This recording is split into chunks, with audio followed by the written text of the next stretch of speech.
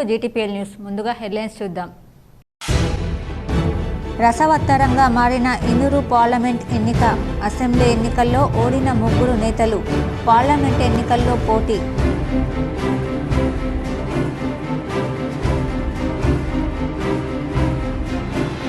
చేరికలతో పట్టు పెంచుకుంటున్న కాంగ్రెస్. పథకాలతో ప్రజల్లోకి వెళ్లాలని పక్కా ప్రణాళికలు రూపొందిస్తున్న అగ్రనేతలు.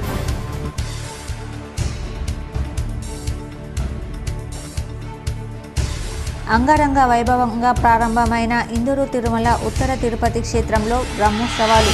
ఏప్రిల్ 5వ తేదీ వరకు కొనసాగనున్న ఉత్సవాలు.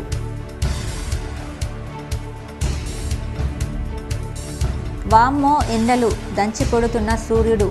బగబగ మండుతున్న ఎండలపై K6 స్పెషల్ ఫోకస్.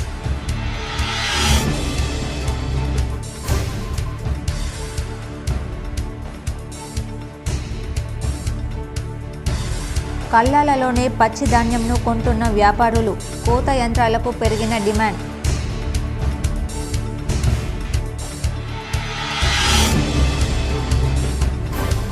అమలులో ఉన్న ఎన్నికల కోడ్తో నిలిచిన పలు ప్రభుత్వ పథకాలు. లబ్ధి పొందాలంటే ఎన్నికలు పూర్తి అయ్యే వరకు ఆగాల్సిందే.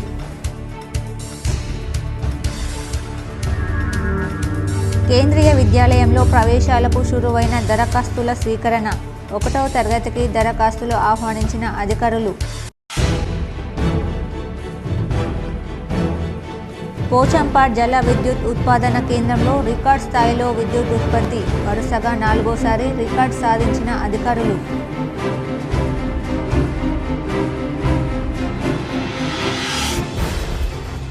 అందరినీ ఆకట్టుకుంటున్న పుంగనూరు పొట్టి ఆవులు. తొలిసారిగా నిజామాబాద్లో ఇంట్లో పెంచుకుంటున్న మంచాల జ్ఞానేందర్ గుప్తా దంపతులు.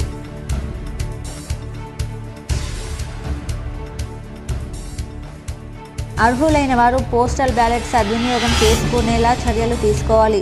వీడియో కాన్ఫరెన్స్ ద్వారా కలెక్టర్లతో సమీక్షించిన రాష్ట్ర ఎన్నికల ప్రధాన అధికారి వికాస్ రాజ్.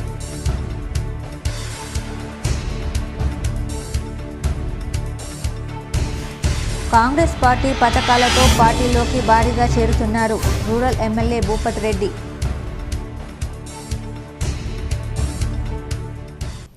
పార్లమెంట్ ఎన్నికల్లో తలపడనున్న ప్రధాన పార్టీల అభ్యర్థులు 3 గటికులేనని పేరుంది. పసుపు బోర్డు ప్రకటన, ప్రధాని Narendra Modi image sitting, MP BJP అభ్యర్థి అరవింద్కు కలిసొచ్చే అంశాలు. ఇక కాంగ్రెస్ అభ్యర్థి జీవన్ రెడ్డికి 6 సార్లు, బీఆర్ఎస్ అభ్యర్థి బాజిరెడ్డి గోవర్ధన్కు 4 సార్లు ఎమ్మెల్యేలుగా పనిచేసిన అనుభవం ఉంది. ప్రధాన పార్టీల తరపున నిజామాబాద్ లోక్సభ బరిలో తలపడనున్న అభ్యర్థుల ఖరారు పూర్తయింది. కేంద్రంలో అధికారంలో ఉన్న బీజేపీ నుంచి సిట్టింగ్ ఎంపీ ధరంపురి అరవింద్, రాష్ట్రంలో అధికారంలో ఉన్న కాంగ్రెస్ పార్టీ తరపున సీనియర్ నేత మాజీ మంత్రి తాటిపర్తి జీవన్ రెడ్డి, 4 నెలల కిందట రాష్ట్రంలో అధికారం కోల్పోయిన బీఆర్ఎస్ తరపున సీనియర్ నేత బాజిరెడ్డి గోవర్ధన్ పార్లమెంట్ ఎన్నికల బరిలో నిలిచారు. ఈ 3 ప్రత్యర్థులకు ఒక ప్రత్యేకత ఉంది. పట్టభద్రుల ఎమ్మెల్సీగా ఉన్న జీవన్ రెడ్డి గత శాసనసభ ఎన్నికల్లో జగిత్యాల నుంచి పోటీ చేసి బీఆర్ఎస్ అభ్యర్థిపై ఓడిపోయారు. సిట్టింగ్ ఎంపీ అరవింద్ కోరుట్ల నుంచి బరిలోకి దిగి బీఆర్ఎస్పై ఓడిపోయారు. నిజామాబాద్ రూరల్ నియోజకవర్గం నుంచి సిట్టింగ్ ఎమ్మెల్యేగా బరిలోకి దిగిన బాజిరెడ్డి గోవర్ధన్ కాంగ్రెస్ అభ్యర్థిపై ఓటమి చెందారు. నిజామాబాద్ పార్లమెంట్ పరిధిలోని 3 వేర్వేరు సెగ్మెంట్ల నుంచి ఆయా పార్టీల తరపున బరిలోకి దిగి ఎమ్మెల్యేలుగా ఓటమి చెందిన వీరు 3 ఎంపీగా ఈ ఎన్నికల్లో అదృష్టాన్ని పరీక్షించుకోనున్నారు. 2019లో రాజకీయ అరంగేట్రం చేసిన అరవింద్ మొదటి ప్రయత్నంలోనే కేసీఆర్ కుమార్తె కవితపై విజయం సాధించి పార్లమెంట్లోకి అడుగుపెట్టారు. ఇక సీనియర్ నేత జీవన్ రెడ్డి ఇప్పటి వరకు 6 సార్లు ఎమ్మెల్యేగా గెలిచి పలుసార్లు రాష్ట్ర మంత్రిగా పనిచేశారు. ప్రస్తుతం ఎమ్మెల్సీగా ఉన్నారు. మరో సీనియర్ నేత బాజిరెడ్డి గోవర్ధన్ సైతం ఇప్పటి వరకు 4 సార్లు ఎమ్మెల్యేగా, ఆర్టీసీ చైర్మన్గాను పనిచేశారు. ఈ నేపథ్యంలో ఈ 3 మధ్య గట్టి త్రిముఖ పోరు జరగనుంది. నిజామాబాద్ పార్లమెంట్ పరిధిలోని 7 సెగ్మెంట్లలో 3 చోట్ల బీఆర్ఎస్ ఎమ్మెల్యేలు ప్రాతినిధ్యం వహిస్తున్నారు. 2 చోట్ల కాంగ్రెస్ ఎమ్మెల్యేలు ప్రాతినిధ్యం వహిస్తున్నారు. మరో 2 నియోజకవర్గాల్లో బీజేపీ ఎమ్మెల్యేలు ప్రాతినిధ్యం వహిస్తున్నారు. పసుపు బోర్డు మంజూరు ప్రకటన, ప్రధాని నరేంద్ర మోడీ ఇమేజ్ భారీగా ఉన్న నేపథ్యంలో సిట్టింగ్ ఎంపీ అరవింద్ ఇప్పటికే అన్ని సెగ్మెంట్లలో సమావేశాలతో దూసుకుపోతున్నారు. మరోవైపు బీఆర్ఎస్ అభ్యర్థి బాజిరెడ్డి గోవర్ధన్ సైతం కొన్ని సెగ్మెంట్లలో సమావేశాలు నిర్వహించారు. తాజాగా కాంగ్రెస్ జీవన్ రెడ్డి అభ్యర్థిని ఖరారు చేయడంతో ఆయన కూడా ప్రచార ప్రణాళిక సిద్ధం చేసుకున్నారు.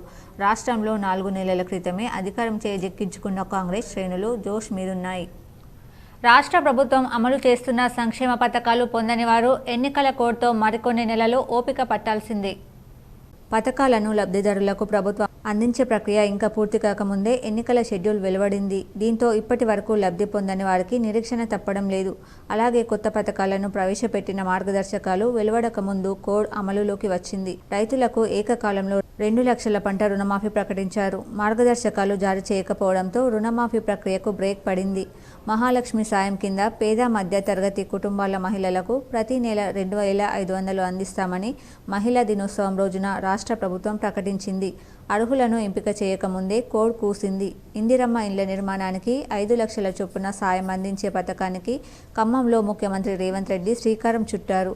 అర్హులను ఎంపిక చేసి సాయం అందించే తరుణంలోనే ఎన్నికల ప్రకటన వెలువడింది. ఎన్నికల కోడ్ ఎత్తివేసే వరకు ఆయా పథకాలు ప్రజలకు అందే అవకాశం లేదు. 6 గ్యారంటీల్లో భాగంగా 200 లోపు యూనిట్లు విద్యుత్ వాడిన వారికి జీరో బిల్లు అందజేస్తున్నారు. జిల్లాలో గృహజ్యోతికి 3.90 లక్షల కుటుంబాలు అర్హత ఉన్నాయని అధికారులు తేల్చారు. కానీ 2.37 లక్షల మందికి మాత్రమే జీరో బిల్లులు జారీ అవుతున్నాయి.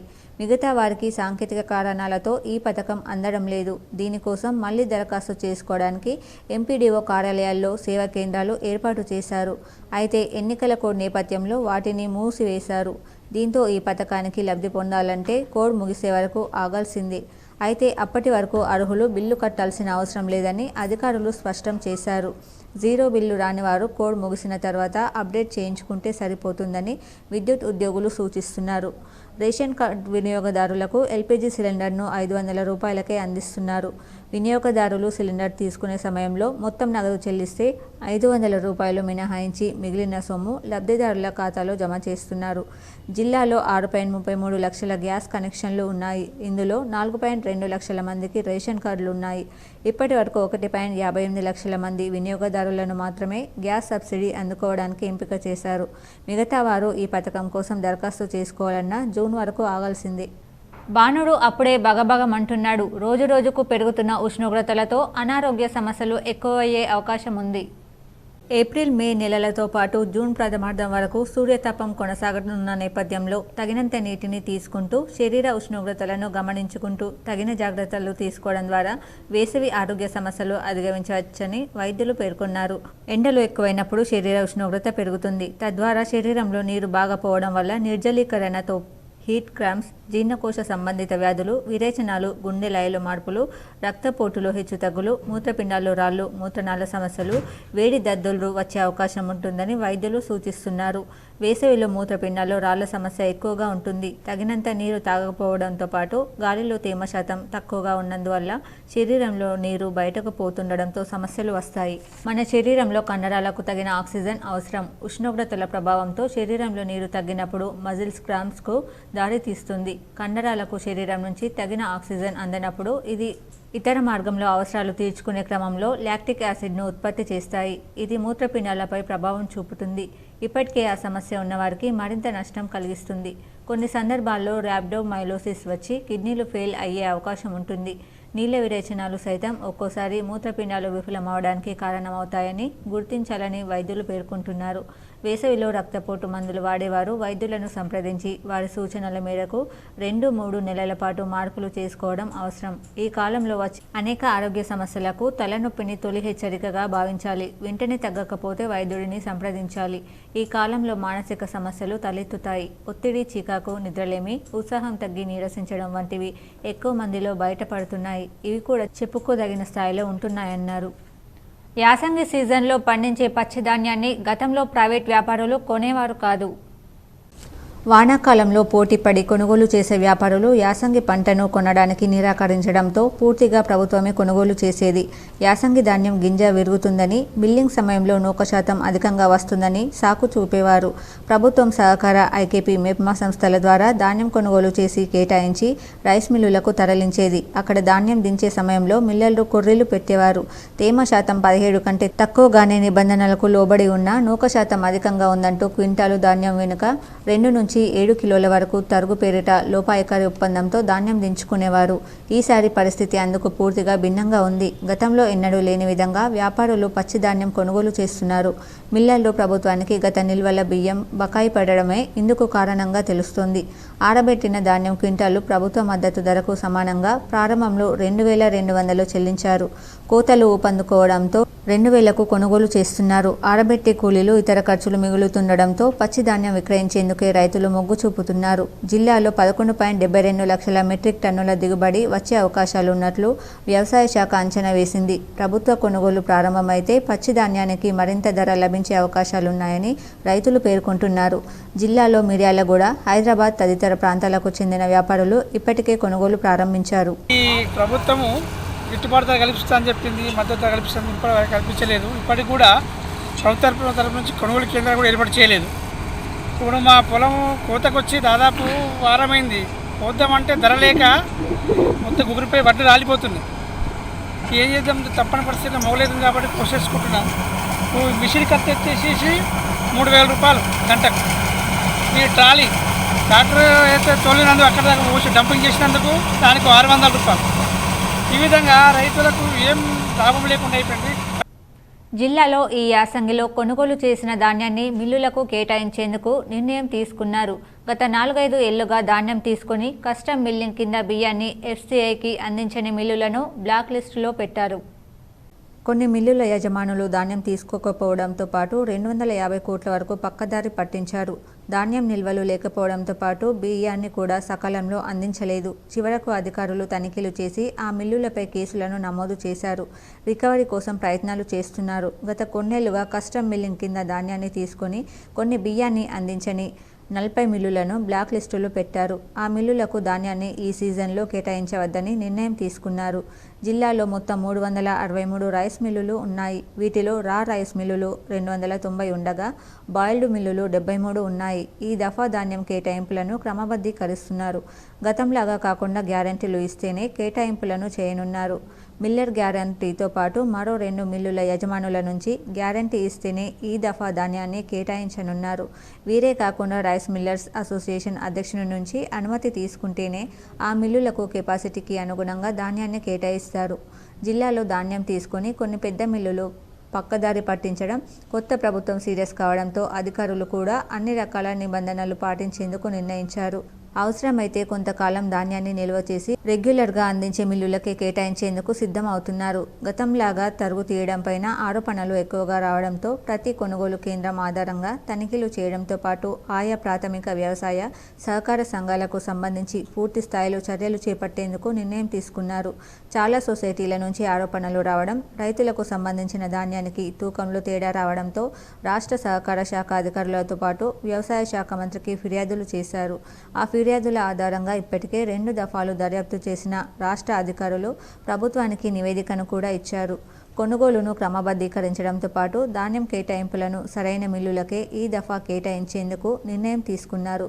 గత కొన్నేళ్లుగా సాగుతున్న ధాన్యం దందాకు చెక్ పెట్టేందుకు అధికార యంత్రాంగం సిద్ధమవుతుంది. అత్యున్నత ప్రమాణాల విద్య అందిస్తూ విద్యార్థులను విభిన్న అంశాల్లో తీర్చిదిద్దే వేదికలుగా కేంద్రీయ విద్యాలయాలకు పెట్టింది పేరు. ఆంగ్ల మాధ్యమం సిబిఎస్ఈ సిలబస్ కావడంతో పోటీ ప్రపంచంలో రాణించగలుగుతారు. వీటిల్లో ప్రవేశాల నోటిఫికేషన్ కోసం పిల్లల తల్లిదండ్రులు ఎదురు చూస్తుంటారు. ఇందులో ప్రవేశం పొందితే ఇంటర్ వరకు చదవవచ్చు. ఉన్నత ప్రమాణాలతో విద్య అందడంతో పాటు ఫీజుల భారం ఉండదు. 1వ తరగతిలో ప్రవేశాలకు ప్రకటన విడుదలైంది. అర్హుల నుంచి ఆన్లైన్లో దరఖాస్తుల ప్రక్రియ ప్రారంభించారు. మొదట్లో ఈ పాఠశాలల్లో కేవలం ఆర్మీ పిల్లలకు మాత్రమే అవకాశం ఉండేది. కానీ తర్వాత కేంద్ర ప్రభుత్వ దాని అనుబంధ సంస్థలు, రాష్ట్ర ప్రభుత్వ దాని ప్రభుత్వంలోని అనుబంధ సంస్థల ఉద్యోగుల పిల్లలకు విద్యా హక్కుల చట్టం కింద ప్రవేశాలు కల్పిస్తున్నారు. 4 ప్రాధాన్యాల కింద విద్యార్థులను ఎంపిక చేస్తారు. కేంద్ర ప్రభుత్వ ఉద్యోగులు, మాజీ సైనిక ఉద్యోగుల పిల్లలకు తొలి ప్రాధాన్యం ఉంటుంది. కేంద్ర ప్రభుత్వ అనుబంధ సంస్థల ఉద్యోగుల పిల్లలకు ద్వితీయ, రాష్ట్ర ప్రభుత్వ ఉద్యోగుల పిల్లలకు తృతీయ, రాష్ట్ర ప్రభుత్వ సంస్థల ఉద్యోగుల చిన్నారులకు 4వ ప్రాధాన్యంతో సీట్లు కేటాయిస్తారు. విద్యా హక్కు చట్టం కింద 10 సీట్లుంటాయి. పాఠశాలకు 5 కిలోమీటర్ల విస్తీర్ణంలో ఉన్నవారు ఇందుకు మాత్రమే అర్హులు.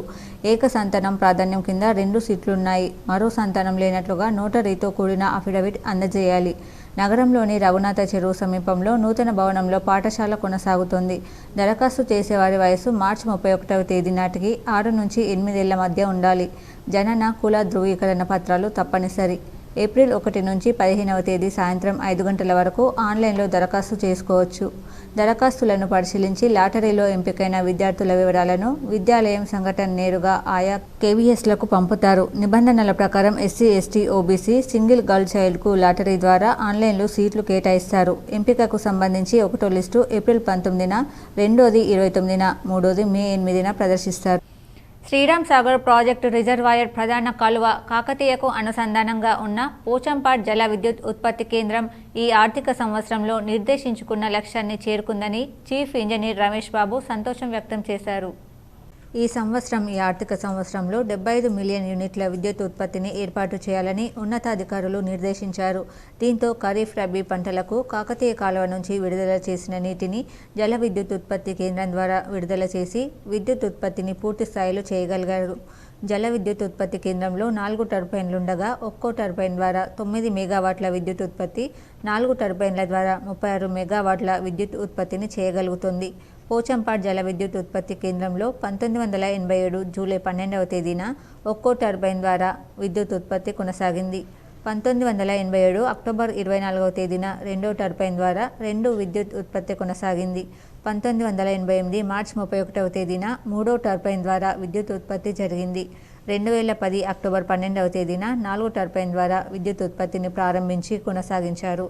విద్యుత్ ఉత్పత్తి ప్రారంభించిన తర్వాత ఉత్పత్తి కేంద్రంలో 1989-90 సంవత్సరంలో 125.45 మిలియన్ యూనిట్ల విద్యుత్ ఉత్పత్తి, 1998-99 సంవత్సరంలో 137.95 మిలియన్ యూనిట్ల విద్యుత్ ఉత్పత్తి, 1990-91లో 146.4 మిలియన్ యూనిట్ల విద్యుత్ ఉత్పత్తి, 2022-23లో 138.42 మిలియన్ యూనిట్ల విద్యుత్ ఉత్పత్తి జరిగింది.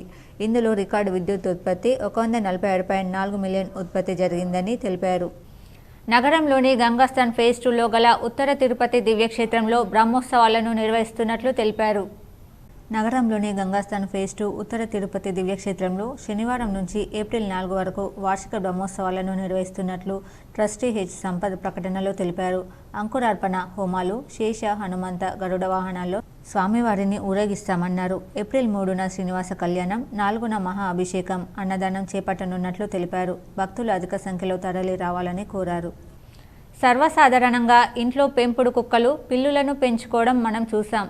కానీ ఇంట్లో పిల్లలలాగే ఆవులను పెంచుకుంటున్న దంపతులు ఉన్నారు. ఏంటి, ఎవరా అని దంపతులు అనుకుంటున్నారా? అయితే ఈ స్టోరీని ఫాలో కండి. నిజామాబాద్ నగరంలోని వినాయక్ నగర్లో విశాల్ మార్ట్ షాపింగ్ మాల్ వెనుకాల నివాసం ఉంటున్న మంచాల చారిటబుల్ ట్రస్ట్ చైర్మన్ మంచాల జ్ఞానేందర్ గుప్తా, శ్రీలక్ష్మిల దంపతుల నివాసం ఇది. జ్ఞానేందర్ సతీమణి కోరిన కోరికతో వెంటనే చిత్తూరు జిల్లా పుంగునూరుకు చెందిన మీరైన రకం ఆవుదూడలను కొనుగోలు చేసి మొట్టమొదటిసారిగా నిజామాబాద్కు పరిచయం చేశాడు. ఈ దంపతులు ఇదిగో ఇక్కడ అందంగా ముద్దుగా కనిపిస్తున్న ఈ చిట్టి ఆవులకు ప్రత్యేకంగా పేర్లు కూడా ఉన్నాయి. మగదూడకు శివ అని, ఆడ ఆవుకు పార్వతి అని నామకరణం చేశారు. పుంగనూరు ఆవులు దేవాలని మా శ్రీమతి గారికి చాలా ఇంట్రెస్ట్ ఉండే. అందరి ఇండ్లలో కుక్కలు, పిల్లులు పెంచుతారు. మనం అట్లా కాదు, హిందూ సాంప్రదాయం కాపాడాలి అని ఏంటంటే మనం ఆవులను పెంచుదామని దీని గురించి సెర్చ్ చేసినాం. పెద్ద ఆవులు అంటే కష్టమైతే ఇళ్ళలో పెంచుడు ఇబ్బంది అవుతుందని ఈ మన పుంగనూరు ఆవులు ఏంటంటే ఫ్రెండ్లీగా ఉంటాయి. మనకు దానికి ఎట్లా అలవాటు చేస్తే ఆ విధంగా మనకు అనుగుణంగా ఉంటాయి అవి పుంగనూరు ఆవులు. అంతే మా శ్రీమతి గారు శ్రీలక్ష్మి గారు ఆలోచన మేరకు ఇవి తీసుకురావడం జరిగింది. ప్రతి హిందూ ఇంట్లో కూడా పుంగనూరు ఆవులు పెంచుకోవాలని నేను అందరికీ ఒక విజ్ఞప్తి చెప్తున్నాను. ఎందుకంటే చాలా సింపుల్గా ఉంటాయి, ఏమీ కూడా ఎక్కువ బర్డెన్ ఉండేది, మనకు వర్క్ లోడ్ కూడా ఎక్కువ ఉండేది అన్నట్టు. వీటి ఎత్తు కేవలం 2 ఫీట్లు మాత్రమే పెరుగుతాయి. అందుకే వీటిని ఇంట్లో పెంచుకునే ఆవులని అంటారు. జెర్సీ ఆవులు ఒకటి 10 లీటర్ల పాలు ఇస్తే అందులో ఎన్ని పోషక విలువలు మనకు లభిస్తాయో ఈ పుంగనూరు ఆవులు కేవలం 1/2 లీటర్ పాలు మాత్రమే ఇస్తాయి. జెర్సీ 10 లీటర్లతో సమానంగా పోషకాలు లభిస్తాయని మంచాల జ్ఞానేందర్ తెలిపారు. వీటి ఖరీదు మార్కెట్లో 3.5 లక్షలు ఉంటుందని తనకు తెలిసిన స్నేహితుని ద్వారా ఒక్కొక్కటి 2 లక్షల డోర్ డెలివరీ చేశారని చెప్పారు. ఇంట్లో పిల్లలతో సమానంగా పెంపకం చేసుకోవచ్చని జ్ఞానేందర్ సతీమణి శ్రీలక్ష్మి తెలిపారు. తక్కువ మేత, పోషణ ఖర్చు చాలా తక్కువగా ఉందని, కొమ్ములు చిన్నగా ఉన్నాయని, వీటి ద్వారా ఎలాంటి హాని లేదని, మనుషులంతా కలిసిపోయి జీవిస్తున్నాయని తెలిపారు. చుట్టుపక్కన పిల్లలు, పెద్దవారు వచ్చి చూసి పూజలు కూడా చేస్తున్నారని వివరించారు. ఇంట్లో అంతా ప్రకృతి ప్రేమికులే కావడం పక్షులు, పశువులకు నిలయంగా మారింది మంచాల జ్ఞానేందర్ దంపతుల నివాసం. తర్వాత దాన్ని ఎదుర్కోవడం అనేది మన సాంప్రదాయంగా తీసుకున్నాము. సన్నాయి వేలంగా పంతులు గారు వచ్చారు, దాన్ని పూజా విధానంగా అన్నీ చేసినాము. చేసిన తర్వాత దానికి మేల్ ఫీమేల్గా తీసుకున్నాము, ఆడ మగ. ఓకే మేడం, వాటికి నేమ్స్ ఏమైనా పెట్టారా? శివ, పార్వతి అని పెట్టుకున్నాం. శివుడు, పార్వతి అలానే పిలుస్తున్నాము. ఓకే సార్, దానికి కూడా ఒక పేరు అనేది ఉండాలి కదా మనకు కూడా చెప్పుకోవడానికి. అందుకని ఒక శివ, పార్వతి అని పెట్టుకున్నాము. అవి శివ అంటే పలుకుతుంది, పార్వతి అంటే పలుకుతుంది, ఇంట్లోకి కూడా వస్తున్నాయి. పార్లమెంట్ ఎన్నికల నేపథ్యంలో ఎన్నికల విధులు, పోలింగ్ నాడు అత్యవసర సేవల విధులు నిర్వహించే అర్హులైన ప్రతి ఒక్కరికి తప్పనిసరిగా పోస్టల్ బ్యాలెట్ ఓటింగ్ సౌకర్యం కల్పించాలని రాష్ట్ర ప్రధాన ఎన్నికల అధికారి వికాస్ రాజ్ అన్నారు. రాష్ట్ర ప్రధాన ఎన్నికల అధికారి వికాస్ రాజ్ ఇతర ఉన్నతాధికారులతో కలిసి పోస్టల్ బ్యాలెట్ ఓటింగ్ సౌకర్యం కల్పనపై జిల్లా ఎన్నికల అధికారులతో వీడియో కాన్ఫరెన్స్ ద్వారా సమీక్షించారు. ఈ వీడియో కాన్ఫరెన్స్ సమావేశానికి సమీకృత జిల్లా కలెక్టరేట్ నుంచి జిల్లా ఎన్నికల అధికారి రాజీవ్ గాంధీ హనుమంతు, స్థానిక సంస్థల అదనపు కలెక్టర్ అంకిత్తో కలిసి పాల్గొన్నారు. ఇదిలా ఉండగా రాష్ట్ర ప్రధాన ఎన్నికల అధికారి వికాస్ రాజ్ ఇతర ఉన్నతాధికారులతో కలిసి పోస్టల్ బ్యాలెట్ ఓటింగ్ సౌకర్యం కల్పనపై జిల్లా ఎన్నికల అధికారులతో వీడియో కాన్ఫరెన్స్ ద్వారా సమీక్షించారు. ఈ వీడియో కాన్ఫరెన్స్ సమావేశానికి కామారెడ్డి సమీకృత జిల్లా కలెక్టరేట్ నుంచి జిల్లా కలెక్టర్ జితేష్ వి పాటిల్, స్థానిక సంస్థల అదనపు కలెక్టర్ శ్రీనివాస్ రెడ్డి, కామారెడ్డి ఆర్డీఓ రంగనాథరావుతో కలిసి పాల్గొన్నారు. ఈ సందర్భంగా రాష్ట్ర ప్రధాన ఎన్నికల అధికారి వికాస్ రాజ్ మాట్లాడుతూ భారత ఎన్నికల కమిషన్ మార్గదర్శకాల ప్రకారం ఎన్నికల విధులలో పాల్గొనే ప్రతి ఒక్కరికి తప్పనిసరిగా పోస్టల్ బ్యాలెట్ ద్వారా తమ ఓటు హక్కు వినియోగించుకునే అవకాశం కల్పించాలని, వీరి కోసం ప్రతి అసెంబ్లీ సెగ్మెంట్ వద్ద తప్పనిసరిగా ఓటర్ ఫెసిలిటేషన్ కేంద్రం ఏర్పాటు చేయాల్సి ఉంటుందన్నారు. పోలింగ్ నాడు జిల్లాలో ఎన్నికల విధులు నిర్వహించే పోలింగ్ సిబ్బంది పేరు, ఎంప్లాయ్ కోడ్, హోదా, మొబైల్ నంబర్, ఓటర్ వివరాలు, అసెంబ్లీ సెగ్మెంట్ వివరం, ఓటరు జాబితాలో పార్ట్ సీరియల్ నంబర్, ఓటర్ గుర్తింపు కార్డు నెంబర్ మొదలగు వివరాలు రూపొందించాలని, పోలింగ్ సిబ్బంది ర్యాండమైజేషన్ ప్రక్రియ ముగిసిన వెంటనే సదరు ఉద్యోగులందరికీ తప్పనిసరిగా పోస్టల్ బ్యాలెట్ అందే విధంగా చర్యలు తీసుకోవాలన్నారు. ఎన్నికల విధులు నిర్వహించే ప్రతి ఒక్కరికి తప్పనిసరిగా పోస్టల్ బ్యాలెట్ అందించే దిశగా అవసరమైన మేర అదనపు ఫారం 12లు సిద్ధం చేసుకోవాలని, ఎన్నికల సిబ్బందికి శిక్షణ తరగతులు నిర్వహించే సమయంలో అవసరమైన మేర కంప్యూటర్లు ఏర్పాటు చేసి ఫారం 12లు అందజేసి ఉద్యోగి ఆప్షన్ తీసుకోవాలన్నారు.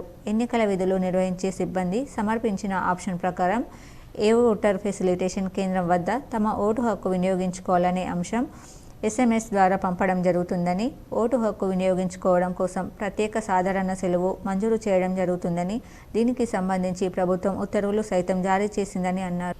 కాంగ్రెస్ పార్టీ అభివృద్ధి చూసి పార్టీలోకి భారీగా చేరుతున్నారని rural MLA doctor Bhupath Reddy అన్నారు. నగరంలోని కంఠేశ్వర్ బైపాస్ రోడ్లో గల rural MLA Bhupath Reddy camp కార్యాలయంలో పార్టీ నాయకులతో సందడిగా మారింది.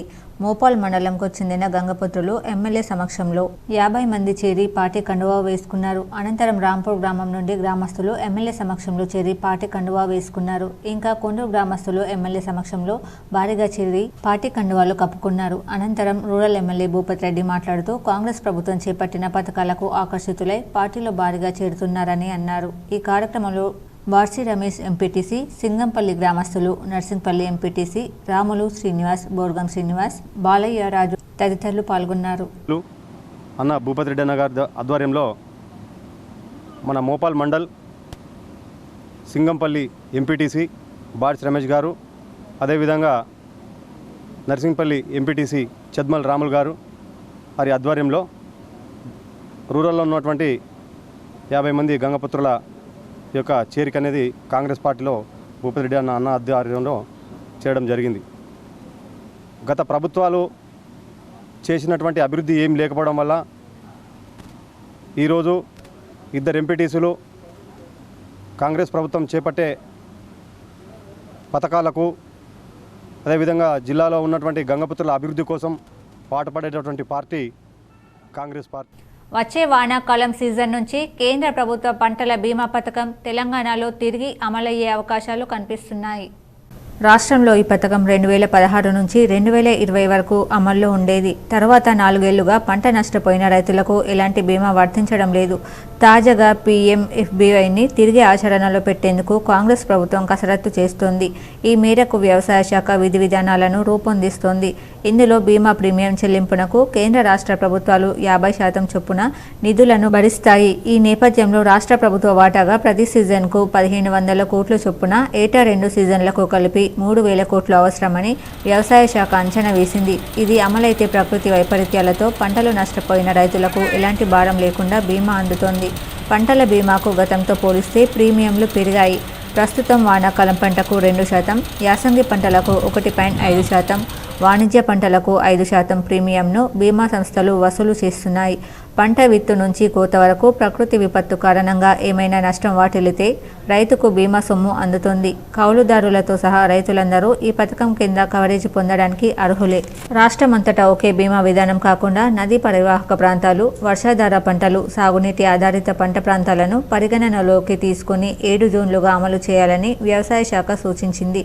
గోదావరి పరివాహకం కింద ఉమ్మడి ఆదిలాబాద్, కరీంనగర్, వరంగల్, ఖమ్మం జిల్లాల్లో, కృష్ణా కింద మహబూబ్ నగర్లో SRSP పరివాహక ప్రాంతాలతో పాటు వరి, మొక్కజొన్న, పత్తి, పెసలు, వేరుశెనగ, శనగలు, కందులు, పసుపు, చెరుకు, పొద్దుతిరుగుడు, సోయాబీన్ వంటి పంటలు పండే ప్రాంతాలకు వేర్వేరుగా ప్రీమియంలు ఉండాలని నివేదించింది. ప్రీమియం చెల్లించిన ఏడాది మొత్తం పంటలకు ఎలాంటి నష్టాలు జరగని సమక్షంలో బీమా కంపెనీలు భారీగా లబ్ధి పొందుతాయి. ఇలాంటి పరిస్థితుల్లో ప్రీమియం మొత్తంలో కొంత ప్రభుత్వానికి తిరిగొచ్చే ప్రతిపాదన చేయాలని వ్యవసాయ శాఖ నివేదించింది. దీనిపై ముందుగా కంపెనీలను ఒప్పించి తర్వాత పథకం అమలు చేయాలని సూచించింది. నిజామాబాద్ పార్లమెంట్ ఎన్నికలపై జిల్లా నేతలతో సీఎం రేవంత్ రెడ్డి సమీక్షించారు. కాంగ్రెస్ అభ్యర్థి ఎమ్మెల్సీ జీవన్ రెడ్డితో పాటు పార్లమెంట్ పరిధిలోని ఎమ్మెల్యేలు, నియోజకవర్గ ఇన్ఛార్జీలు, రాష్ట్ర కార్పొరేషన్ చైర్మన్లు, పార్టీ సీనియర్ నేతల ఆధ్వర్యంలో నియోజకవర్గాల వారీగా పరిస్థితిని అడిగి తెలుసుకున్నారు. ఈ ఎన్నికల్లో ఎలాగైనా సీటును గెలవడంతో పాటు భారీ మెజార్టీ వచ్చేలా చూడాలని కాంగ్రెస్ నేతలకు సీఎం దిశానిర్దేశం చేశారు. ప్రతి కార్యకర్త పూర్తి స్థాయిలో ఈ ఎన్నికల కోసం పనిచేయాలని ఆదేశాలు ఇచ్చారు. నియోజకవర్గాల వారీగా సమీక్షిస్తూనే అందరూ కలిసికట్టుగా పనిచేయాలన్నారు. రాష్ట్రంలో కాంగ్రెస్ పరిస్థితి అనుకూలంగా ఉందని, నేతలందరూ కలిసికట్టుగా పనిచేస్తే మెజార్టీ సీట్లు వస్తాయని సీఎం వారికి వివరించారు. లోక్సభ ఎన్నికల వేళ జిల్లా కాంగ్రెస్ పార్టీ పట్టు బిగిస్తోంది. రాజకీయ వ్యూహాలు అమలు చేస్తూ ప్రచార పర్వానికి సిద్ధమవుతోంది. నిజామాబాద్ పార్లమెంట్ స్థానంలో బలాన్ని చాటుకునేందుకు ఇతర పార్టీల నుంచి చేరికలపై దృష్టి పెట్టింది. త్రిముఖ పోటీ అని వార్యం అనుకుంటున్న చోట మెరుగ్గా రాణించేందుకు తొలుత నాయకులతో సమన్వయ సమావేశాలు నిర్వహించాలని నిర్ణయించారు. ఇందుకు ఇప్పటికే శ్రీకారం చుట్టారు. నియోజకవర్గంలోని ఇరు జిల్లాల నాయకులు సమిష్టిగా పనిచేసేలా కార్యాచరణను సిద్ధం చేసుకునే పనిలో నిమగ్నమయ్యారు. పార్లమెంట్ నియోజకవర్గ పరిధిలో కాంగ్రెస్ 2 అసెంబ్లీ స్థానాలు మాత్రమే గెలిచింది. కానీ రాష్ట్రంలో అధికారంలోకి రావడంతో మునుపటి బలాన్ని తిరిగి తెచ్చుకునే వ్యూహాల అమలుకు ప్రణాళికలు రచిస్తోంది. ఇప్పటికే పలువురు సహకార సంఘాల చైర్మన్లు, ఇటీవల పదవీకాలం ముగిసిన సర్పంచులు హస్తంగూటికి చేరారు. అవిశ్వాస హస్తంతో డీసీసీబీ చైర్మన్, డైరెక్టర్లను తమ వైపునకు తిప్పుకుంది. ఆర్మూర్ పురపాలక సంఘాన్ని కైవసం చేసుకుంది. తాజాగా మాజీ మేయర్, పలువురు స్థానిక సంస్థల మాజీ ప్రజాప్రతినిధులు కూడా వరుస కట్టారు. ఇలా క్రమంగా బలాన్ని పుంజుకుంటోంది. అధికారంలోకి వచ్చిన కొంతకాలంలోనే ఇచ్చిన హామీల్లో కొన్ని అమలు చేశామని ప్రజలకు వివరించాలని నిర్ణయించారు. రాష్ట్ర ఆర్థిక పరిస్థితి, అమలు చేసిన పథకాలు, రానున్న రోజుల్లో ఏ వర్గాలకు ఎలాంటి ప్రయోజనాలను వర్తింపజేస్తామని చెప్పేలా కార్యక్రమాలను నిర్వహించాలని ఆలోచన చేశారు. ఎన్నికలకు ఉన్న గడువును దృష్టిలో ఉంచుకొని 7 శాసనసభ నియోజకవర్గాల్లో నిరంతరం కార్యక్రమాలు సాగేలా మండల, నియోజకవర్గ నాయకత్వానికి దిశానిర్దేశం చేసేందుకు విస్తృత స్థాయి సమావేశాలు ఏర్పాటు చేయనున్నారు. గాయత్రి చైతన్య కమిటీ అధ్యక్ష ప్రధాన కార్యదర్శులు, కోశాధికారిగా తమ్మ నవీన్ కుమార్, ఆడిపు నరేంద్ర స్వామి, కట్టశంకర్ ప్రమాణ స్వీకారం చేశారు. నగరంలోని గాయత్రీనగర్లో శ్రీ గాయత్రి చైతన్య కమిటీ అధ్యక్షుడుగా తుమ్మ నవీన్ కుమార్, ప్రధాన కార్యదర్శిగా ఆడిపు నరేంద్రస్వామి, కోశాధికారిగా కట్టశంకరయ్య ప్రమాణ స్వీకారం చేశారు. ఈ సందర్భంగా వారు మాట్లాడుతూ సంఘ అభివృద్ధికి కృషి చేస్తామన్నారు. ఈ కార్యక్రమంలో సంయుక్త కార్యదర్శి లగిశెట్టి ప్రవీణ్, సంయుక్త కార్యదర్శి గుండా శ్రీనివాస్, కోశాధికారి కట్టశంకర్, కోశాధికారి కట్కం భూమేష్, ముఖ్య సలహాదారులు పెంటి దుర్గాదాస్, గజ్జల లింబాద్రిచారి, మధ్య సహదేవ్, గౌరవ అధ్యక్షులు బేతి సంజీవ్ రెడ్డి పాల్గొన్నారు. మన గాయత్రి నగర్లో చైతన్య కమిటీలో ఏం సుఖ దుఃఖాలు ఏమున్నా కానీ అందరం కలిసికట్టుగా ఏకమై మేమందరం పాలు పంచుకుంటామని అప్పుడు అదేవిధంగా అందరము ఈ మనసులో ఏ భావన లేకుండా అందరం కలిసిమెలిసి ఎప్పుడు ఒక అన్నదమ్ముడిలాగా కలిసిమెలిసి ఉండాలని, మన సమస్య ఏదైనా ఒక కుటుంబం లెక్క అందరూ ఉండాలని, ఇక ముందు చైతన్య కమిటీ ఆధ్వర్యంలో పలు అభివృద్ధి కార్యక్రమాలు ఏ సమస్య వచ్చినా కానీ అందరము కలిసిమెట్టుగా పనిచేస్తామని. మోటార్ మండల కేంద్రంలోని ప్రభుత్వ డిగ్రీ కళాశాల జాతీయ సేవా పథకం ఎన్ఎస్ఎస్ ప్రత్యేక వేసవి కాలం శిబిరం ముగిసిందని ప్రోగ్రాం అధికారి భూపతి తెలిపారు. ఎన్ఎస్ఎస్ ముగింపు సమావేశానికి ప్రిన్సిపల్ పెద్దన్న అధ్యక్షత వహించారు. గత వారం రోజులుగా ఎన్ఎస్ఎస్ వాలంటీర్లు చేస్తున్న సేవా కార్యక్రమాలను ప్రిన్సిపల్ అభినందించారు. 7 రోజులలో విద్యార్థులు క్లీన్ అండ్ గ్రీన్, శ్రమదానం, ప్లాస్టిక్ నిర్మూలన, మూఢనమ్మకాలకు వ్యతిరేకంగా ప్రచారం, పట్టణ ప్రకృతి వనం, నర్సరీ ద్వారా మొక్కల పంపిణీ, చెట్లు నాటడం, యోగా డే, ఆరోగ్య శిబిరం, బాల్య వివాహ నిరోధం, చలివేంద్రం ఏర్పాటు, ఓటరు అవగాహన, ఎయిడ్స్ ర్యాలీ, వేసవి కాలంలో తీసుకోవాల్సిన జాగ్రత్తలు, వ్యక్తి నిర్మాణం, దేశభక్తి పెంపొందించే అనేక కార్యక్రమాలపై అవగాహన కల్పించడం జరిగిందని ప్రోగ్రాం అధికారి భూపతి చెప్పారు. అనంతరం వాలంటీర్లకు సర్టిఫికేట్లు పంపిణీ చేశారు. ఈ కార్యక్రమంలో అధ్యాపకులు శ్రీకర్, అజయ్, లఖన్, దశరథ్, రవీందర్ తదితరులు పాల్గొన్నారు. ఒడ్డట్పల్లి గ్రామంలో బీరప్ప దేవతామూర్తులను గ్రామ వీధుల గుండా ఊరేగింపు కుర్మ కుల సంఘ సభ్యులు నిర్వహించారు.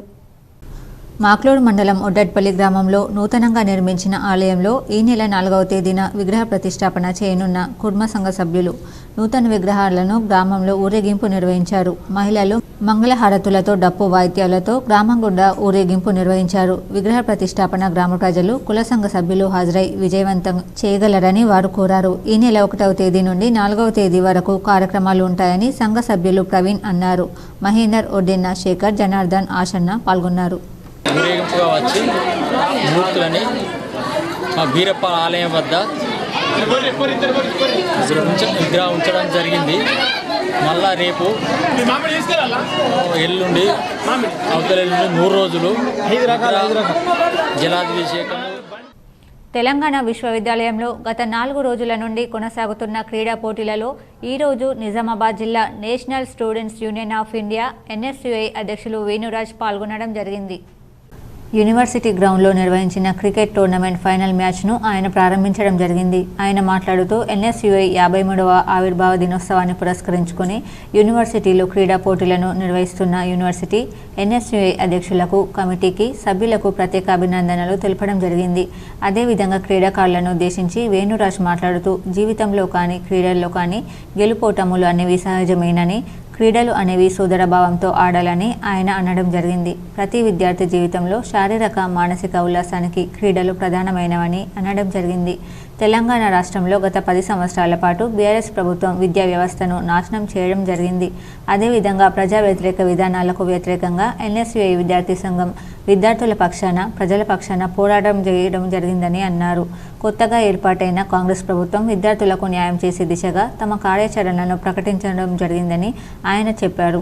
ఈ కార్యక్రమంలో యూనివర్సిటీ NSUI అధ్యక్షులు కోమిర శ్రీశైలం, నిజామాబాద్ జిల్లా NSUI ఉపాధ్యక్షులు నిఖిల్ రెడ్డి, కమిటీ సభ్యులు సాగర్ నాయక్, రాజేందర్, మహేష్ కుమార్, నిరంజన్, విజయ్, అశ్విన్ తదితరులు పాల్గొనడం జరిగింది. చుక్కాపూర్ శ్రీ లక్ష్మీ నరసింహస్వామి ఆలయంపై K6 స్పెషల్ ఫోకస్. కామారెడ్డి జిల్లా మాచారెడ్డి మండలం చుక్కాపూర్ గ్రామంలో శ్రీ లక్ష్మీ నరసింహస్వామి ఆలయంలో ఉదయం నుండి స్వామివారికి పూజలు నిర్వహిస్తున్నారు. ఈ సందర్భంగా ఆలయ అర్చకులు శ్రీనివాసచారి, ఈఓ శ్రీధర్రావు మాట్లాడుతూ మరి ఈ చుక్కాపూర్లో ఉన్న స్వామివారి ఆలయం చాలా పురాతనమైనటువంటి ఆలయం అంటూ చాలా అరుదైన క్షేత్రమని ఈ సందర్భంగా తెలిపారు. మరి ఇక్కడికి సుమారు వేలల్లో లక్షల్లో భక్తులు అధిక సంఖ్యలో వస్తూ స్వామివారిని దర్శించుకొని మొక్కులు చెల్లించుకొని వంట వార్పు కూడా ఇక్కడనే పండుగ వాతావరణంలో జరుపుకుంటారని తెలిపారు. అనంతరం సుమారు 300 సంవత్సరాల క్రితం నాటి ఈ శ్రీ లక్ష్మీ నరసింహస్వామి ఆలయ విశిష్టతని తెలిపారు. ఈ కార్యక్రమంలో ఆలయ చైర్మన్ కమలాకర్ రెడ్డి, సంజీవ్ చారి ఆలయ కమిటీ సభ్యులు పాల్గొన్నారు. చుట్టుపక్కల ఉండేటువంటి ఒక 5-6 జిల్లాలలో మరియు మహారాష్ట్రలో కూడా చాలా ప్రసిద్ధి చెందినటువంటి పవిత్రమైనటువంటి క్షేత్రము. ఈ సనాతనమైనటువంటి ఈ దేవాలయం దాదాపుగా ఒక 300 చిల్లర సంవత్సరాల నుంచి ఇక్కడ స్వామివారిని నెలకొని ఉన్నారు.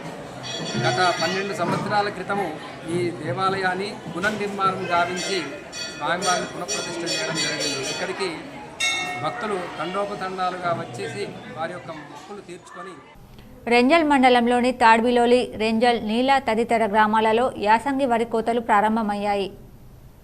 వరి కోతలు ప్రారంభం కావడంతో దళారులు ధాన్యానికి గిట్టుబాటు ధర ఇవ్వకుండా రైతులను నిలువున ముంచుతున్నారు. దీంతో రైతులు ఒక పక్క వర్షం కురిసే అవకాశం ఉండడంతో చేసేదేమీ లేక వరి కోతలు కోయించేస్తున్నారు. పెట్టుబడి పోడు ఎకరానికి కనీసం 5 నుండి 10,000 కూడా మిగలడం లేదన్నారు. పచ్చి ధాన్యాన్ని అయితే దళారులు పూర్తిగా తక్కువ ధరకు కొనుగోలు చేస్తున్నారని రైతులు వాపోతున్నారు. ప్రభుత్వం వీలైనంత త్వరగా ఐకేపీ ఆధ్వర్యంలో కానీ వ్యవసాయ సహకార సంఘాల ద్వారా వరిధాన్యం కొనుగోలు కేంద్రాలను ఏర్పాటు చేసి రైతుకు మద్దతు ధరను కేటాయించాలని రైతులు కోరుతున్నారు. రైతులు పండించిన ధాన్యం ఆరబెట్టడానికి స్థలం లేక రైతులు నానా ఇబ్బందులు పడుతున్నారని వారు స్పష్టం చేశారు. రైతులు ధాన్యం రోడ్లపై ఆరబెట్టినట్లయితే ప్రమాదాలు జరిగి ఉన్నందున ప్రభుత్వం రైతులకు ప్రత్యామ్నాయ ఏర్పాట్లు చేయాలని రైతులు కోరుతున్నారు. వచ్చి దాదాపు వారమైంది. పోద్దామంటే ధర లేక మొత్తం గురిపై వడ్డీ రాలిపోతుంది. ఏం చేద్దాం, తప్పని పరిస్థితిలో మొగలేదు కాబట్టి పోసేసుకుంటున్నాను. మిషన్ ఖర్చు వచ్చేసి 3,000 రూపాయలు గంటకు. ఈ ట్రాలీ ట్రాక్టర్ అయితే తోలినందుకు అక్కడ దాకా పోసి డంపింగ్ చేసినందుకు దానికి 600 రూపాయలు. ఈ విధంగా రైతులకు ఏం లాభం లేకుండా అయిపోయింది. కనీసం ఎప్పుడైనా ప్రభుత్వం కలిసి మద్దతు ధర 500 ప్రకటించింది కదా. వేల్పూర్ మండల కేంద్రంలోని వెంకటాపూర్ గ్రామంలో శ్రీ శ్రీదేవి భూదేవి సహిత పరిపూర్ణ లక్ష్మీ వెంకటేశ్వర స్వామి 10వ వార్షికోత్సవ బ్రహ్మోత్సవ వేడుకలను గ్రామ కమిటీ ఆధ్వర్యంలో ఘనంగా నిర్వహించారు. ఈ సందర్భంగా పూజారి పవన్ శర్మ మాట్లాడుతూ ఉదయం స్వామికి ప్రత్యేక పూజా కార్యక్రమాలను, హారతి, భక్తులకు ప్రసాద వితరణ అనంతరం కళ్యాణోత్సవం అంగరంగ వైభవంగా జరుపుకోవడం జరిగిందన్నారు. కళ్యాణోత్సవం అనంతరం భక్తులకు అన్నదాన సత్రం నిర్వహించడం జరిగిందని తెలిపారు. సాయంత్రం రథోత్సవ కార్యక్రమం నిర్వహించడం జరిగిందని, ఈ కార్యక్రమాలను గ్రామ కమిటీ, ఆలయ కమిటీ, స్వాముల వారి ఆధ్వర్యంలో నిర్వహించడం జరుగుతుందని తెలిపారు. ఈ కార్యక్రమంలో గ్రామ కమిటీ సభ్యులు, భక్తులు, గ్రామ ప్రజలు అధిక సంఖ్యలో పాల్గొన్నారు. లక్ష్మీ వెంకటేశ్వర స్వామి వారి ఆలయం వెంకటాపూర్ గ్రామంలో చేసినటువంటి వెంకటేశ్వర స్వామి వారి యొక్క 10వ వార్షిక బ్రహ్మోత్సవాల సందర్భంగా ఈరోజు అత్యంత వైభవంగా కన్నుల పండుగగా కళ్యాణ మహోత్సవం నిర్వహించడం జరిగింది. మరి భక్తుల యొక్క సమక్షం లోపల ఈ యొక్క కళ్యాణ మహోత్సవం రాత్రి రథోత్సవ వ్రతబలి హోమం కూడా నిర్వహించడం జరుగుతుంది. ఈరోజు వేల్పూర్ మండల కేంద్రంలో కాంగ్రెస్ పార్టీ కార్యాలయం ప్రారంభించడం జరిగింది.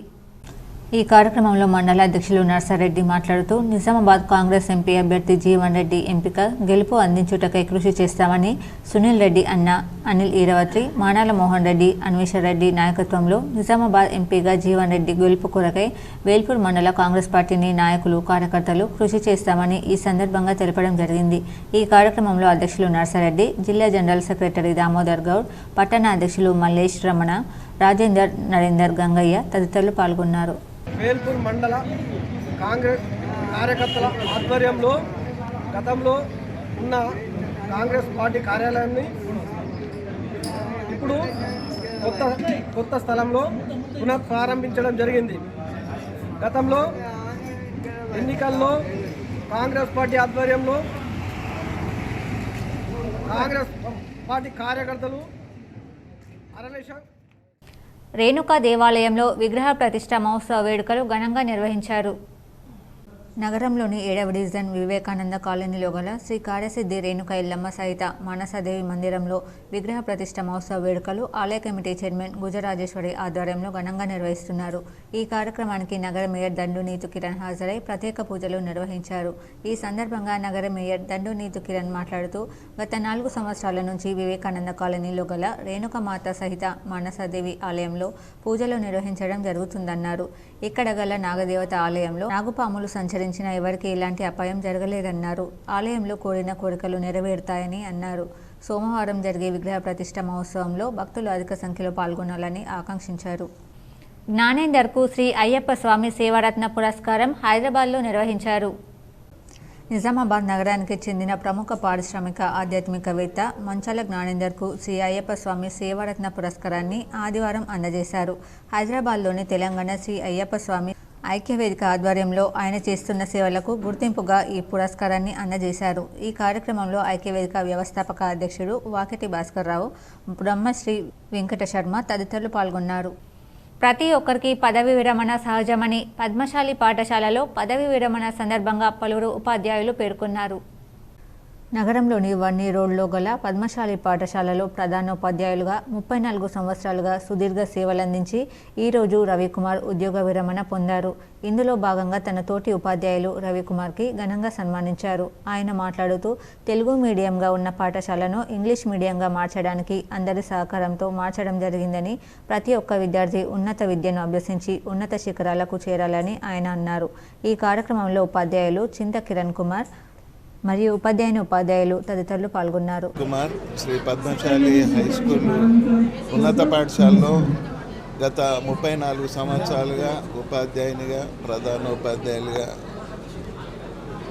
ఆంగ్ల ఉపాధ్యాయునిగా, అట్లాగే సోషల్ ఉపాధ్యాయునిగా, సామాజికంగా, సాంకేతికంగా అనేక రంగాల్లో ఈ పాఠశాలకు నా కృషిని అందిస్తూ ఎంతోమంది ఎంతోమంది విద్యార్థులకు విద్యను అందించి మన నిజామాబాద్లోనే కాకుండా దేశ విదేశాల్లో కూడా మా విద్యార్థులు ఉద్యోగాలు చేస్తూ వాళ్ళ యొక్క సేవలను అమోఘంగా ఆ దేశాలకు అందిస్తున్నందుకు నాకు చాలా గర్వంగా ఉంది. శ్రీ వైష్ణవ సేవా సంఘం ఎదగాలి అంటే ప్రతి ఒక్కరూ సహకరించాలని కేంద్ర మాజీ మంత్రి వేణుగోపాలాచారి అన్నారు. నగరంలోని గాజుల్పేట్ ఎంజీ ఫంక్షన్ హాల్లో శ్రీ వైష్ణవ సేవా సంఘం 26వ రజతోత్సవం సందర్భంగా సన్నాహక సమావేశం మరియు ఆత్మీయ సమ్మేళనం నిర్వహించారు. ఈ కార్యక్రమానికి ముఖ్య అతిథులుగా కేంద్ర మాజీ మంత్రి సముద్రాల వేణుగోపాలాచారి, విశిష్ట అతిథులుగా సంఘం రాష్ట్ర అధ్యక్షుడు శృంగారం తిరువెంగళాచార్యులు, రాష్ట్ర గౌరవ అధ్యక్షుడు కండ్లకుంట యాదగిరిచార్యులు, గౌరవ సలహాదారుడు చిలకమరి లక్ష్మీనాథాచార్యులు, రాష్ట్ర ప్రధాన కార్యదర్శి ఎన్నపతి మోహన్, రాష్ట్ర గౌరవ సలహాదారులు బిఎన్ చార్యులు, జిల్లా సంఘం అధ్యక్షులు సారంగపాణి శ్యామ్ సుందరాచార్యులు, ప్రముఖ నేపథ్య గాయకుడు కోమండూరి రామాచారి తదితరులు పాల్గొన్నారు.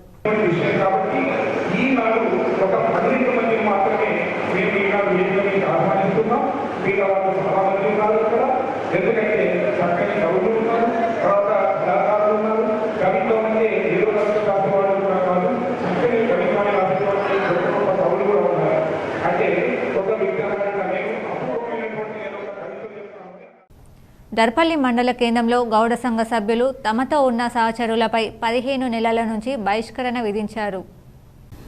దర్పల్లి మండల కేంద్రంలో లింగాల రాజేశ్వర్ గౌడ్, లింగాల శ్రీనివాస్ గౌడ్ల 2 కుటుంబాలు వినూత్నంగా ఆలోచించి తమ భూమిలో 4 ఎకరాలలో ఈతవనం 5 సంవత్సరాల క్రితం 1600 ఈత చెట్లను జామ, సపోటా, మామిడి నాటి వాటి సంరక్షణ చేస్తూ 3 ఆవులను కూడా పెంచారు.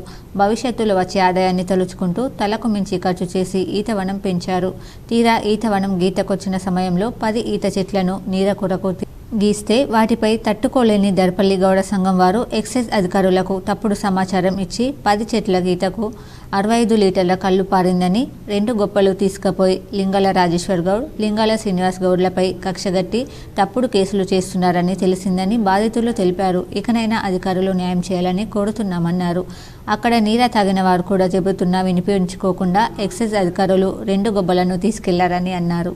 సభ్యత్వం కూడా తీసేసిన దానికి నేను కోర్టును ఆశ్రయించిన దానికి ఇప్పుడు కోర్టు నుంచి స్టే ఆర్డర్ పంపించారు. నాకు పంపించే దానికి నీరా కోసమని నేను ఒక 10 చెట్లు నేను ఒక ఇది ఉపాధి కోసమని నీరా కోసమని అప్లై కూడా చేశాను. ఎక్సైజ్ వాళ్ళకు నీరా కోసమని ఈఎస్ గారికి, సిఐ గారికి వాళ్ళకి అప్లై చేశాను. చేసిన దానికి ఒక 10 చెట్లు నీరా ఖాళీ ఓన్లీ టెస్టింగ్ కోసమని గీశాను అంతే. దాన్ని అమ్ముకోవడానికి కాదు, చేసిన దానికి. దాన్ని ఆసరాగా తీసుకొని సొసైటీ సభ్యులంతా వచ్చి నా ఎక్సైజ్ చెట్లకు వచ్చి గొబ్బలు ఎత్తుకపోవడం జరిగింది. ఎటు పెట్టి నన్ను బతకడానికి వీలు లేకుండా చేయడం జరుగుతుంది. నాకు ఉపాధి కావాలా, ఎట్లన్నా కానీ నన్ను ఇచ్చేసి కాపాడాలని చెప్పి కలెక్టర్ గారిని కోరుచున్నాను.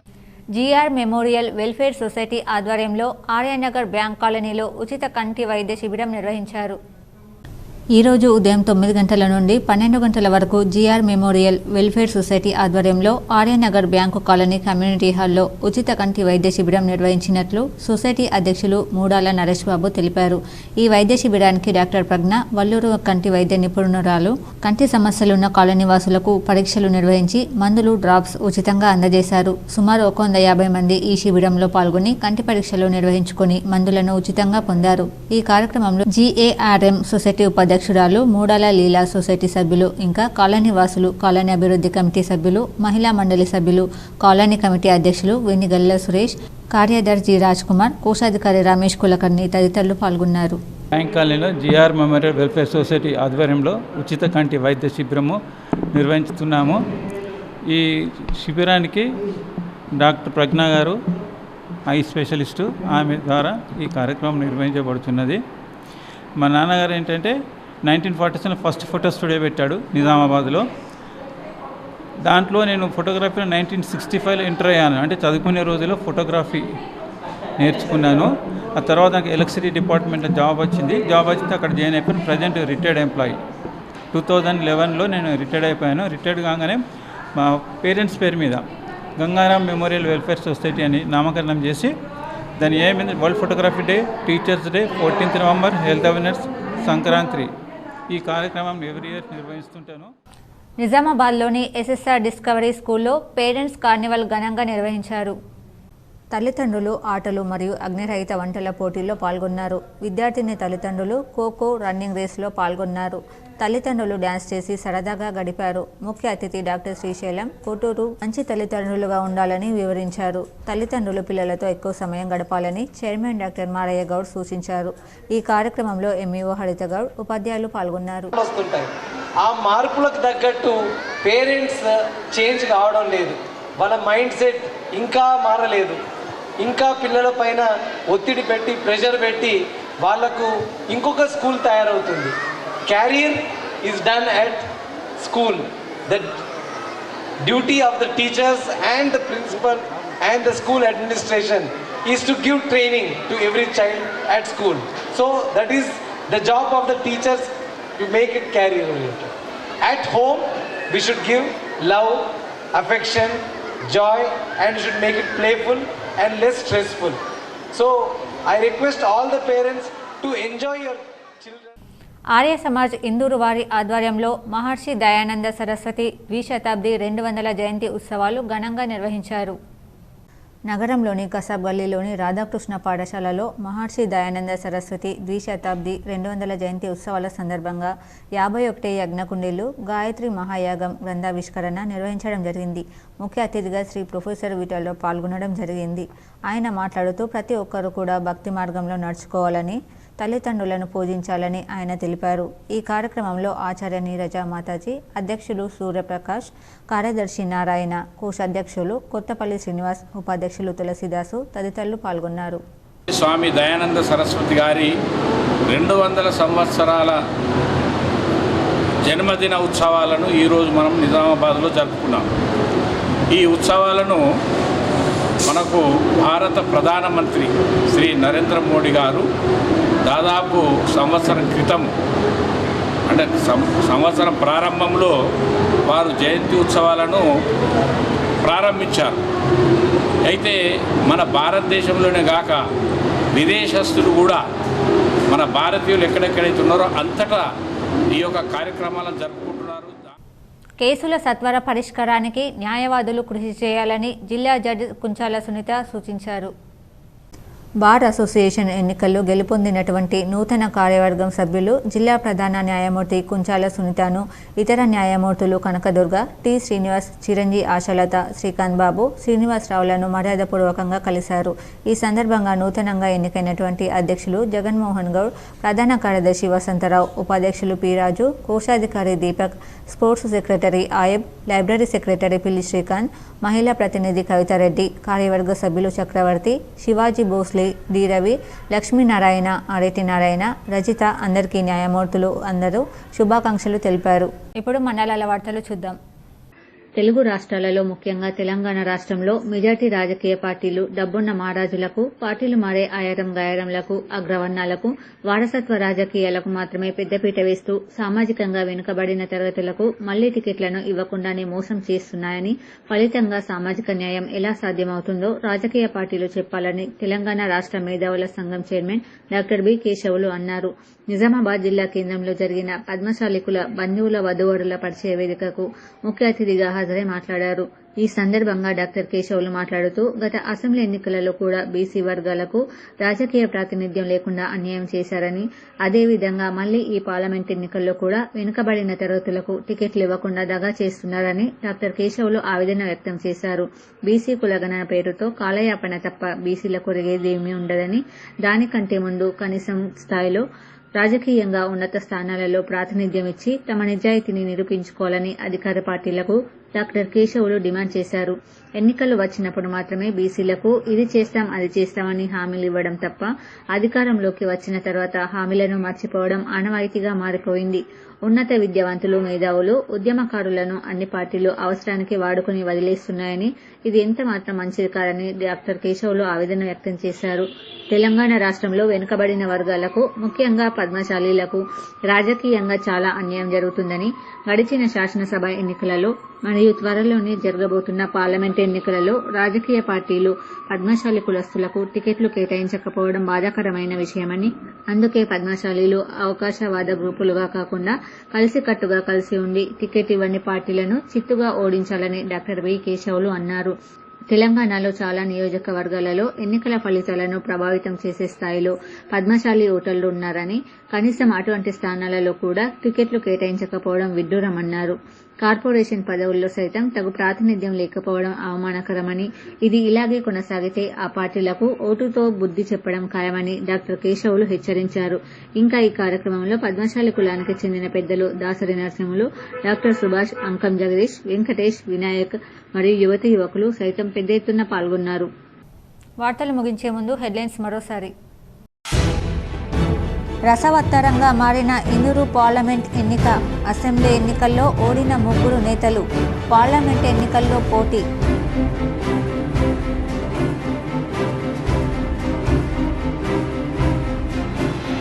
చేరికలతో పట్టు పెంచుకుంటున్న కాంగ్రెస్, పథకాలతో ప్రజల్లోకి వెళ్లాలని పక్కా ప్రణాళికలు రూపొందిస్తున్న అగ్రనేతలు.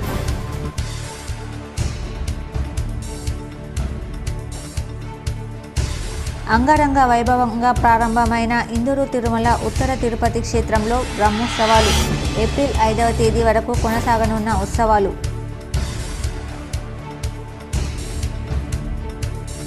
వామ్మో ఎండలు, దంచి కొడుతున్న సూర్యుడు, బగబగ మండుతున్న ఎండలపై K6 స్పెషల్ ఫోకస్.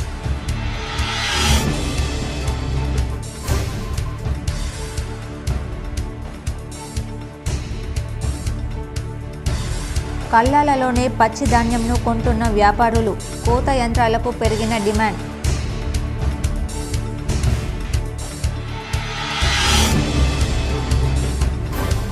అమలులో ఉన్న ఎన్నికల కోడ్తో నిలిచిన పలు ప్రభుత్వ పథకాలు, లబ్ధి పొందాలంటే ఎన్నికలు పూర్తి అయ్యే వరకు ఆగాల్సిందే.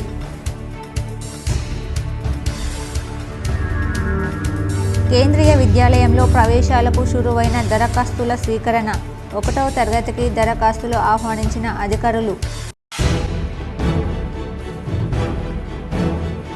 పోచంపాడ్ జల విద్యుత్ ఉత్పాదన కేంద్రంలో రికార్డ్ స్థాయిలో విద్యుత్ ఉత్పత్తి, వరుసగా 4వసారి రికార్డ్ సాధించిన అధికారులు.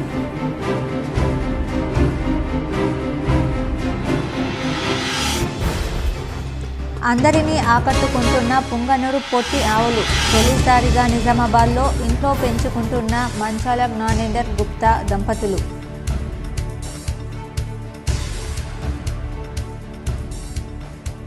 అర్హులైన వారు పోస్టల్ బ్యాలెట్ సద్వినియోగం చేసుకునేలా చర్యలు తీసుకోవాలి. వీడియో కాన్ఫరెన్స్ ద్వారా కలెక్టర్లతో సమీక్షించిన రాష్ట్ర ఎన్నికల ప్రధాన అధికారి వికాస్ రాజ్.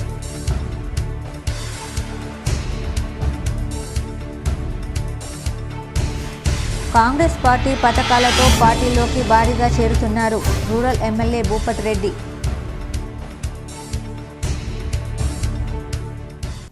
ఈ వార్తలు ఇంతటితో సమాప్తం. తిరిగి ప్రసారమయ్యే వార్తల్లో మళ్ళీ కలుద్దాం. అంతవరకు చూస్తూనే ఉండండి మీ GTPL న్యూస్.